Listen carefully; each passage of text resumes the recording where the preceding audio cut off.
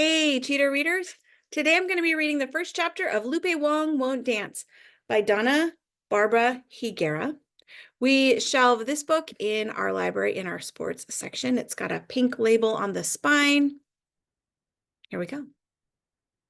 Lupe Wong Won't Dance.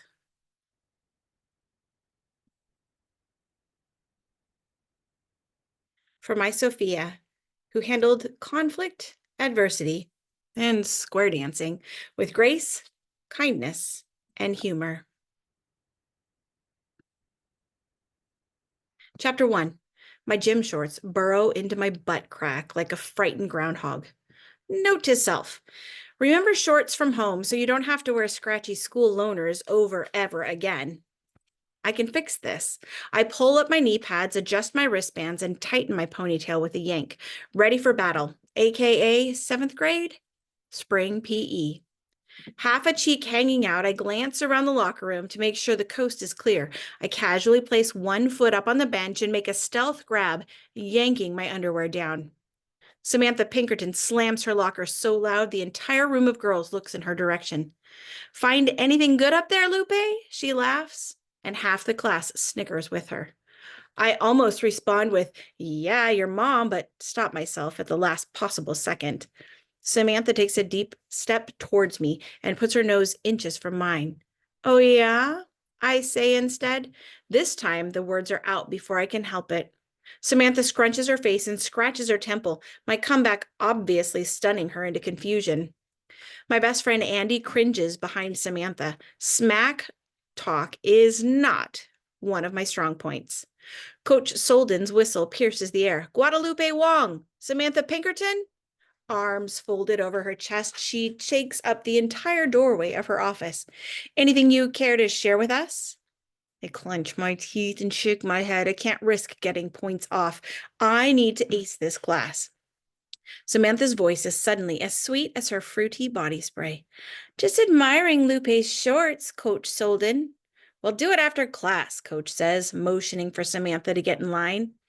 Samantha squints her eyes toward mine in some sort of staring standoff, but I can only focus on the cartoon salmon on the front of her shirt, giving a thumbs up. Someone forgot to tell the kid who designed the school mascot that Sammy Sockeye should have fins, not fingers. Samantha slithers into the line behind me. "Oh, yeah?" she says, mimicking me under her breath. That's a hard word. Mimicking me under her breath. "Thank God Andy is with me this quarter." "Ignore her," she mutters calmly from the next spot in line, shooting me a glance. "I can bring you my extra soccer shorts tomorrow."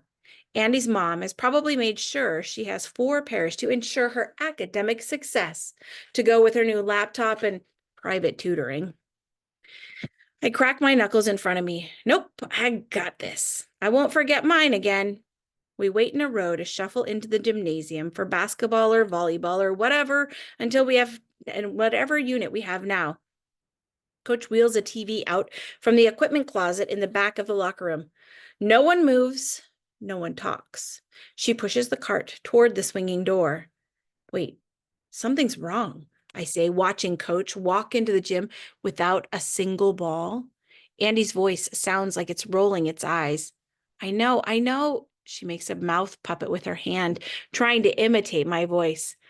Kids with long arms should be able to wear shorts to their wrists instead of fingertips. It shouldn't be a girl's responsibility to worry about how our clothing might distract boys. She moves her hand puppet to make its mouth extra wide, and there should be a separate bubble under race for people of Chicana or Mexican descent. Well, there should be, I say. You have a bubble for black. Why should I have to choose one bubble or other? Why should anyone? Most of my causes don't get further than strongly worded letter to the principal, Andy shrugs. But that's not what I'm talking about, I go on, biting my lower lip. Co-ed PE is the one subject I should dominate. With everything but jump rope in the 2nd grade, I've been on the boys' team. Did you notice the TV? What if we have to learn some antique sport, like the one with mini tennis rackets and the plastic snow cone thing?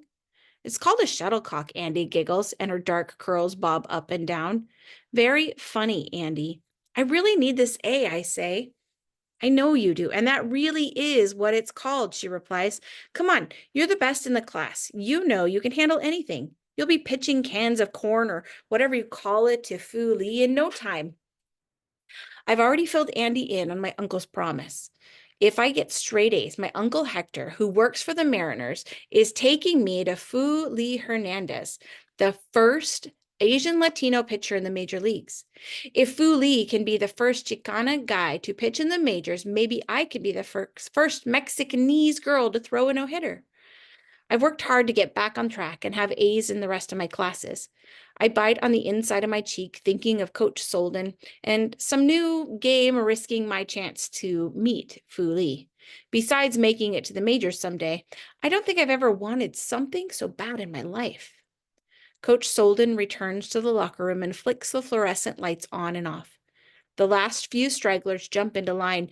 She lifts the whistle dangling down her chest and blows 4 short blasts, like she's leading an army troop out to battle. Her shorts are riding up her butt more than mine, but she doesn't seem to care. She marches us into the gym where a group of 20 boys are already waiting. My friend Niles waves at me from the line. I wave back and smile, but then he holds up his hand and mimics flipping on Doctor Who's sonic screwdriver, our signal for we ought to talk. And it's the universe is in danger sort of emergency. We have a half second before class starts, so I point toward a spot in between the boys and the girls that's somewhat blocked from Coach's sight, and we break out a formation to meet up. Samantha snickers, snorts, and points at us. Hey, Lupe, Niles says, letting out a breath. I huddle up next to him for privacy. What's up? A few of Samantha's friends follow along and start giggling at us, too. No way I'm letting this pass. I let a tiny one ooze out. A silent but deadly 3, 2. Fumes fill the air. Oh, Samantha says. I swear it wasn't me, she whispers to her friend Claire. I'm relishing my successful SBD bombing mission, so I lose focus and don't remain as still as I should. A fresh cloud billows up. Niles shakes his head at me. Really? I'm right here, too. Sorry, I whisper. Collateral damage. He nods and stares past me toward the rafters, which makes it easier for him to have conversations, especially if he's a little stressed. I lean in even closer. Listen, I've noticed something wrong. Coach reprimands a strangler on the other side of the gym, and the class starts to quiet down. We don't have much time. I've noticed it too.